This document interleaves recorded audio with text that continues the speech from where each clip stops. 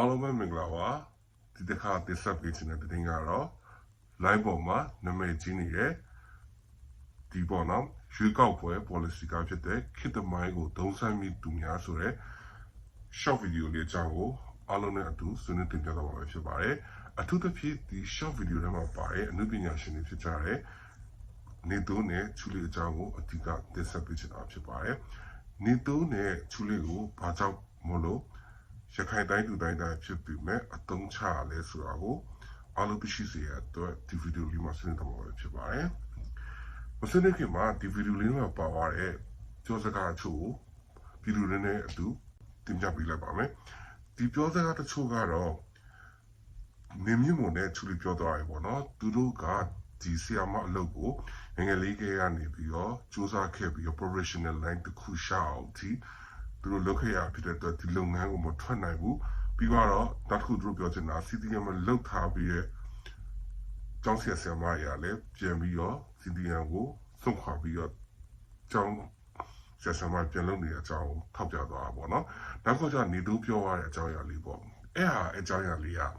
သူဆရာဝန်ကျင့်ဝင်ပေါ့နော်ဆရာဝန်သူပြောလို့တော့မယ်ဆိုသူတို့မှချစ်ချင်းမိုးချင်းမရှိရဘူးကျန်တစ္ဆာဆိုရတယ်ပေါ့နော်ရှန်ဒီဝဲဖြစ်ဖြစ်မိတ်ဆွေပဲဖြစ်ဖြစ်လူနာအသက်ကိုကယ်ရတယ်ဆိုပြီးတော့ပြောသွားအကြောင်းအရာလေးပေါ့နော်အဲ့အကြောင်းအရာလေးကိုအရင်ဦးဆုံးအနေနဲ့ထောက်ပြခြင်းနဲ့ဆွေးနွေးခြင်းโอเคဒါဆိုရင်ဒီဆရာဝန်လုပ်ရတဲ့အခါမှာ justice ဆိုရတယ်ဆိုရင်ဒီရှန်ဒီချစ်သူမရှိဘဲနဲ့သူ့ရဲ့ဒီလူနာတယောက်ကတေးရှိဖြစ်နေဆိုကတင်ရဆိုဘာဖြစ်လို့မြန်မာနိုင်ငံထဲမှာစစ်သားတွေဖြစ်တဲ့စစ်သားတွေကကိုပြည်သူလူထုကိုကောက်ကွယ်ဆောက်ရှောက်အောင်လို့ဆိုတော့စံတစ္စာတွေစိုးခဲ့ရတဲ့အစားဘာလို့ကိုပြည်သူလူထုတွေရဲ့နေပေါ်ပုံချရရလဲမိရှုရလဲဆိုတဲ့အကြောင်းအရာလေးကိုမြင်ရချင်ပါတယ်ဒီအထက်ထဲမှာပြသွားတဲ့အကြောင်းအရာရနေပေါ့ကျွန်တော် question အနေနဲ့မိကိုပြအောင်ချင်တယ်ပေါ့နော်ဒါဆိုဟုတ်ပြီအခုအဓိကအနေနဲ့ပေါ့နော်တခြားဒီတော်လိုင်းဘက်ကပါဝင်နေတဲ့ဒီတော်လိုင်းမီဒီယာရပါပေါ့နော်အထူးသဖြင့်နေတူးနဲ့ချူလေးကိုအဓိကခေါင်းတည်ပြီးတော့ပူပြောကြအောင်တွေ့ရတယ်ပေါ့နော်အဲ့ဆိုတခုပြောချင်ဘာလို့ပူပြောကြလဲဆိုတော့သူတို့ကတိုင်းလူတိုင်းတိုင်းဖြစ်ရသားနဲ့ဘာဖြစ်လို့ဒီလိုမျိုးကိုင်းရိုက်ရလဲဆိုတဲ့အကြောင်းအရာပေါ့နော်ကိုယ့်အမြင်နဲ့ကြတော့ဒီလိုမျိုးမထင်ဘူးဟုတ်တယ်အခုချိန်မှာစစ်ပွဲတွေကတိုင်းဒေသတွေနဲ့အညာမှာဖြစ်နေရဒါပေမဲ့ရခိုင်ဒေသမှာက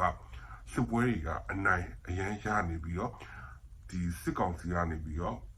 ရခိုင်ပြည်သူတွေနဲ့ဒီအေးကိုအမုန်းတိတ်ချင်နေဆိုအားလုံးသိပြီးကြမယ်လို့ထင်ပါတယ်ဒါပေမဲ့နေသူတို့ကဘာဖြစ်လို့ဒီလိုသတင်းတွေကိုမြင်တာတော့မှဘာလို့ဒီလိုမျိုး policy ကရရလဲဆိုတော့ပြည်သူတွေကိုနှစ်ပိုင်းခွဲပြီးတော့ကြည့်စီချင်ပါတယ်အနုပညာရှင်သမားတွေကဟိုးအရှင်စကရဘောမခဲ့တဲ့သူတွေလားဒါမှမဟုတ်ရင်ဒီအနုပညာရှင်သမားတွေကဒီနောက်ပိုင်းအကြောင်းမှာတနက်ထောက်တော့လို့ကြောက်ပြီးတော့လက်လုပ်ပြနေရတဲ့သူတွေလားဆိုတာကိုဒီလိုအနေနဲ့တေချာလေးကကနာရှင်းလေးကြည့်စီချင်ပါတယ်စိတ်ခံစားချက်နောက်ကိုလိုက်ပြီးတော့ဟာဟုတ်တယ်ဒီစစ်တပ်ကပြီးတဲ့ site war တွေ brain wash လုပ်တာတွေတည်အမားတွေပြရတယ်ကိုကြည့်ပြီးတော့ဒီစိတ်ခံစားချက်နောက်ကိုလိုက်ပြီးတော့ဒီဟာကမဖြစ်တယ်ဆိုတော့ negative ဖြစ်မဲ့နော် negative ဖြစ်မဲ့ impact ဖြစ်သွားမယ့်အရာတွေကိုမလုပ်သင့်ဘူး positive ဖြစ်မဲ့အရာတွေကို wifi ပတ်ချတော့တက်ပြီးတော့ပြည်သူတွေအနေနဲ့ဒီຢာတွေပေါ်မှာsoftware ချတဲ့နေလို့ထင်ပါတယ်အဲ့တော့ပြောချင်တဲ့အဓိပ္ပာယ်ကဒီမတိုင်ခင်မှာပေါ့နော်ဖိုးချေဆိုရင်ဒီသူတို့ရဲ့ပွဲမှာတက်ကြတယ်ဒါပေမဲ့ဖိုးချေကအဲ့မတိုင်ခင်မှာသူတို့တွေကိုရွရွချွချွစမ်းချင်ခဲ့တယ်ဒါပေမဲ့ဖိုးချေပြီးလက်ပြီးတော့ထောက်ခဏအချုပ်ခဏကြာခင်ရတယ်နောက်ပိုင်းမှာသူတို့ပွဲတက်ကြတယ်ဒါပေမဲ့ဖိုးချေကိုလည်းအဖြစ်တော့ပြောလို့လည်းမရပြန်ဘူးဘာဖြစ်လို့လဲဆိုတော့ဘေးနားမှာတနက်ထောက်တာသူတို့ကိုကြောက်နိုင်တယ်လေအဲ့တော့ညတာပြီးတော့ကြည့်စေချင်တယ်စိတ်ခံစားချက်ကိုမလိုက်စေချင်ဘူးအဲ့တော့ဒီအကြောင်းအရာတွေနဲ့ပတ်သက်ပြီးတော့နေသူတို့ချူလေးတွေကိုအဖြစ်ပြောမဲ့အစားအကြောင်းအရာတွေအားလုံးကိုတိုက်ပြီးတော့ကြည့်စေချင်တယ်သူတို့ဟာဟိုးရခင်ကလေးကနေပြီးဘောမခဲ့တဲ့သူတွေလားဒါမှမဟုတ်ရင်အချင်းနဲ့အကြောင်းတစ်ခုကြောင့်လုံးလိုက်ရတဲ့သူလားဆိုတာကိုသိစေချင်ပါတယ်ဒါရအရင်အရေးကြီးရနော်ပြည်သူကြီးကဘာဖြစ်လဲဆိုတော့ site war တွေအောက်မှာဒီ site war တွေအောက်မှာ brainwash တဲ့အောက်မှာ false information တနေ့မှအောင်မှာအမြဲနစ်မြုပ်ပြီးတော့အမြဲစစ်ကောင်စီရဲ့စိတ်ကစားခြင်းလက်ကွက်တွေအောင်အမြဲခံနေရတဲ့အတွက်ဒီရှားရေပေါ့ညီအောင်ကြည့်စီခြင်းတဲ့သဘောတရားဖြစ်ပါတယ်ဒီလိုအကြောင်းအရာနဲ့ပတ်သက်ပြီးတော့အလားတူအဖြစ်တွေတစ်ခုကိုပြည်သူတွေအားလုံးမြင်ရစေအတွက်ပြောပြပေးတော့မှာဖြစ်ပါတယ်ဒါကတော့ဒီအကြောင်းအရာမတိုင်ခင်မှာအော်လာအိုင်ဆန်ပွဲကိုအားလုံးကြည့်ကြလိမ့်မယ်လို့ထင်တယ်ပေါ့နော်ဒီအော်လာအိုင်ဆန်ပွဲမှာဆိုရင်အော်လာအိုင်ဆန်ပွဲမှာအစောတော်လေးဖြူကတောက်ရောက်ပြီးဖြောပြခဲ့တယ်ဒါကိုအထူးသဖြင့်ပေါ့တော့မြန်မာပြည်သူအများစုကအထူးသဖြင့်တော့ဗမာလူမျိုးအများစုကဒီဟာကိုဝေဖန်ကြတယ်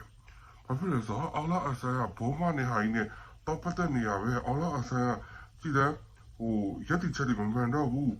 သူ့ရဲ့ရက်တွေမမှန်တော့ဘူးဆိုပြီးတော့ဗမာလူမျိုးတော်များကဝိုင်းပြီးတော့ရှော့ချကြတယ်ပြစ်တင်ကြတယ်ဒါကိုမြန်မာအိုက်တော်မှာနံပါတ်4နေရာထိရောက်ပြီးတော့အဆိုပြပွဲမှာနော်နံပါတ်4အဆင့်ရောက်ခဲ့တဲ့မမိုင်ဆိုင်ကဘယ်လိုတော့ပြတာလဲဆိုတာကိုစက်ကြည့်ကြမယ်နော်အဆိုတော်မမိုင်ဆိုင်ကအခုဆိုရင်ပေါ့နော်သူထောက်ဖို့တတယောက်အနေနဲ့အညာမှာရှိရဲ့ရဲဘော်တွေနဲ့ကချီပြည်နယ်မှာရှိရဲ့ကချီရဲဘော်တွေကိုသူကရိုးချိုနဲ့သူကထောက်ဖို့နေတဲ့ထောက်ဖို့တတူပဲဖြစ်ပါတယ်သူကတော့ဒီကြောင်းရတဲ့ပတ်သက်ပြီးတော့သူဘယ်လိုမျိုးပြောခဲ့လဲသူရဲ့ခံစားချက်တွေကိုအထူးသဖြင့်မြန်မာပြည်သားတွေအပြင်ဗမာပြည်သူတွေသိအောင်လို့ယခုလိုမျိုးပြပြလာပဲဖြစ်ပါတယ်ဒါကတော့နောက်မှာပုံလေးရှိလဲပုံလေးကိုစကြည့်ကြပါတော့အော်လာနဲ့ပတ်သက်ပြီးတချို့ပြောနေရရှိလို့တော်လည်းရင်အနောက်ရှက်ဖြစ်အောင်ချီချောက်ရင်သူစကားတွေပဲထပ်ပြီးတော့မပြောချင်တော့ပါဘူးကချင်လူမျိုးတွေတပုံမတိကြပါနဲ့မဝေဖန်ကြပါနဲ့သူတကယ်အဖက်ဖက်ကနေစိတ်သက်သူမှန်ရင်ကချင်လူမျိုးတွေတက်မင်းတို့ပိုသိနိုင်မလားတိုင်းရင်းသားစရီတွေကိစ္စမင်းတို့လမ်းပေါ်မှာမြင်နေရလို့လားမယိုးရှိမှုနော်သူကနမစကြီးကလေးကຫນွေဦးတော်လည်းရေးဆိုတော့မရှိသေးတော့ကချင်အလံချုံရင်တနာစရာကောင်းတဲ့သူပြည်နယ်ကစပွဲအကြောင်းကိုပြောခဲ့တယ်စစ်ဆောင်တွေအကြောင်းပြောခဲ့တယ်ဘယ်သူမှဂရုမစိုက်ပဲအလံချုံလို့လူမျိုးဆွဲဆိုတာတွေနင်တို့တပုံတွေကိုတော့ပြောဆိုတာတွေနဲ့စပွဲကိုမြက်ကွပြုခဲ့ကြတယ်နင်တို့ကိုစားပြုပြီးနိုင်မှကြိုက်ခဲ့ကြတာဒီလိုနဲ့အကစားပြီးသူ့ကိုအားပေးတဲ့တနိုင်ငံလုံးကိုအာကိုတချီစပွဲကသူ့လူမျိုးအတွက်တောင်းဆိုခဲ့တာကိုခင်ဗျားတို့အရေးမလုပ်ခဲ့ပဲနဲ့ထုံးနေခဲ့ကြသေးတာသူ့နိုင်ရှုပ်သူ့လူမျိုးတွေကချစ်နေကြတာပဲနေသိပ်ပေးခဲ့ကြတာပဲခုထိလည်းဒီတိုင်းပဲနင်တို့မကြည့်ပြူချစ်နေကြတဲ့ကိစ္စမရှိဘူးຫນွေဦးတော်လည်းရင်စားတော့မြန်မာနိုင်ငံအလံချုပ်ပြီးငင်းချရေးအကြောင်းအလင်းတက်တယ်လို့ထပ်ပြောခဲ့တာတော့တော်လည်းရေးအတွက်တေချာမပြောလို့ဆိုပြီးဝါဆဲကြတယ်မမီသေးတဲ့အာနာသိခါစား2021ဖေဖော်ဝါရီလတွေတုန်းကသူ့မိကိစ္စနဲ့ဆုံးသွားတဲ့အချိန်မှာကိုဗစ်-19ကလည်းထားချေပြမတဲ့ဆေးရောက်ကိုပါထိခိုက်နေရချိန်မှာအဖက်ဖက်ကနေတော့တိုက်ခတ်နလန်မထူနေအောင်လုပ်ခဲ့ကြတာလက်သီးလက်မောင်းတန်းနဲ့ဖောက်ကစားဆလီတွေပါသေးတယ်ဝက်ဆဲကြတာမှာ sorry တတိတန်းပုံနေဖြတ်လုပ်ခဲ့တဲ့ရှဲုံတွေပါနေနဲ့ခုပဲပြောင်းနေရလဲဆိုတော့ပြောချင်တာကချင်သားတယောက်ကိုကချင်လူမျိုးတွေတပုံမသိကြပါနဲ့သူ့လို့သူလုံနေတယ်ထပ်ပြောမယ်သူ့လို့သူလုပ်ခဲ့တယ်သူ့လို့သူလုံနေတယ်ကတော့ချင်းတွေကစစ်တပ်နေတဲ့ရဲဘော်တွေသူတို့ကိုကြည့်ပြီးပြောရှင်းနေတယ်ဘာလို့လဲပေါလို့ပဲစားရလို့ဘောမများတဲ့သူချက်တွေကိုယုံလို့တိလို့ခင်ဗျားကတော့ချင်းတွေကရဲဘော်လာတော့မပေးဆက်ရသေးအများကြီးမပြောနဲ့ချီချောက်ရင်ဒီလိုမှအချိန်မဟုတ်တော့ဘူးဆိုပြီးတော့ပြောကြလာပဲဖြစ်ပါတယ်တိတ်မှန်ပါတယ်တိုင်းသားတယောက်ရဲ့လုပ်ရက်တွေကိုတိုင်းတိုင်းပဲပိုသိမှာပဲဖြစ်ပါတယ်ပြီးတော့ကိုကမသိတဲ့အရာဒီလိုမျိုးပေါ့နော်ရုပ်တံမှာပြလိုက်တဲ့အရာတစ်ခုကိုဒီတော်လေးဘက်ကမီဒီယာဆိုတဲ့သူတွေကတော်လေးဘက်ကရက်တိပေးနေတဲ့ဗီဒီယိုကဒီဟာကိုအမြင်လေးနဲ့ပဲကြည့်လို့မဆုံးဖြတ်သင့်ပါဘူးဒီຢာရဲ့စစ်ပန်းဆိုင်ရာကိုဦးစားပေးမှဆိုရင်တကယ်လို့တော့ဒီလိုလူတွေကကိုယ့်ဘက်ကလူဆိုအများကြီးနေတာတော့ပါမယ်ဒါကြောင့်မို့တခုခုလုပ်မယ်ဆိုရင်ပြည်သူတွေအနေနဲ့ချင့်ချိန်မှာစဉ်းစားပါရခိုင်ပြည်သူတွေကိုရခိုင်နဲ့တောင်းပြီးတော့မတိုက်ပြီးကြပါနဲ့ဒါကိုပြောချင်တယ်ဘာဖြစ်လို့လဲဆိုတော့နီးရတာကြောက်နေရတဲ့အချိန်တနက်နဲ့ထောက်တာတဲ့အချိန်ကြရင်တော့သူတို့ရှီလိုက်ငါတဲ့အနေနဲ့လုံးသိမ့်လဲလောက်ကြမှာပဲဒီလိုမျိုးသူတို့ကဘလူလူစားရဖြစ်လဲဆိုတာကိုတော့တော်လည်းကြီးအလွန်ကာလမှာသိမြင်နိုင်မှာဖြစ်တဲ့အတွက်မတိကြသေးတဲ့အရာတစ်ခုကိုမပြောတာအကောင်းဆုံးပဲလို့ပြောချင်ပါတယ်ပြီးတော့စိုးကြီးဝမ်းလောင်းကြတာမတိကြသေးတဲ့အရာတစ်ခုပေါ်မှာအားလုံးကထင်မြင်ချက်တွေအမျိုးပြကြတာရတိတ်ကုန်မှစင်မပြေဘူးဒီလိုလောက်ရတဲ့အမားတွေဆက်တက်ကျင်းလို့ခလို့လဲမြန်မာနိုင်ငံမှာအရှိမအမားတွေအများကြီးရနေပြီပြဿနာအများကြီးတက်ခဲ့ကြဆိုတော့မမိပါနဲ့နောက်ပိုင်းနေသူတို့ချီလိုတွေမကပဲနဲ့တော်လိုင်းဘက်ကနေရတိပေးခဲ့ပါရဲဆိုတော့အိနာကျော်စင်တို့လူမင်းတို့ပြည်သူဦးတို့လူမင်းတို့ နော်အစားရှိတဲ့ခန်းနေကြည့်လို့အစားရှိတဲ့သူတို့တွေကိုလည်းဒီလိုမျိုး policy ကားတွေမှာနိုင်ငံရေးကားတွေမှာထည့်သုံးပြီးတော့ပြည်သူတွေနဲ့ရမတိုက်ပြီးတော့ဆိုမပြောနိုင်ပါဘူးအဲ့တော့ပြည်သူတွေကအခုက2025ကုန်လို့2026ရောက်တော့မယ်